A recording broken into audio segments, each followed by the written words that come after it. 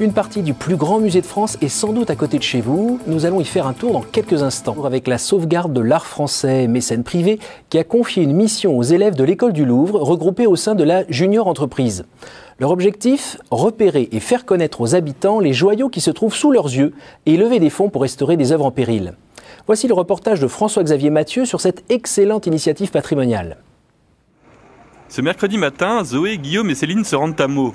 Direction la cathédrale où ces membres du plus grand musée de France ont découvert un trésor insoupçonné, un tableau de l'Annonciation de Jacques Stella du XVIIe siècle. Un coup de cœur pour Céline.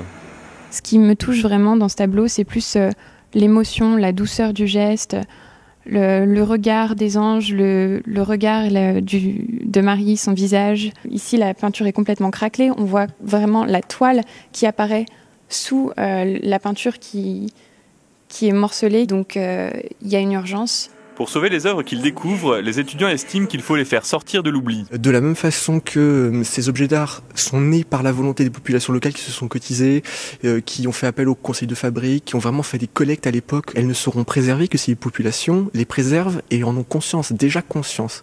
Au-delà de sa valeur artistique, le tableau présente un intérêt spirituel, comme l'explique le chanoine Philippe Legrand, curé de la cathédrale de Meaux. Beaucoup pris par le stress, par toutes les occupations du monde extérieur, aiment à trouver ici la paix. Et je pense qu'en contemplant ce très beau tableau, ils vont aussi trouver peut-être quelque chose de cette paix qu'apporte le Seigneur et qu'ils peuvent trouver ici dans cette cathédrale.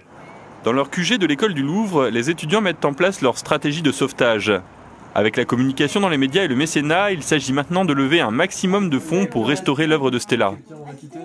Depuis sa fondation, le plus grand musée de France a déjà collecté 60 000 €, une somme tout à fait insuffisante pour sauver la pléthore d'œuvres oubliées dans les églises.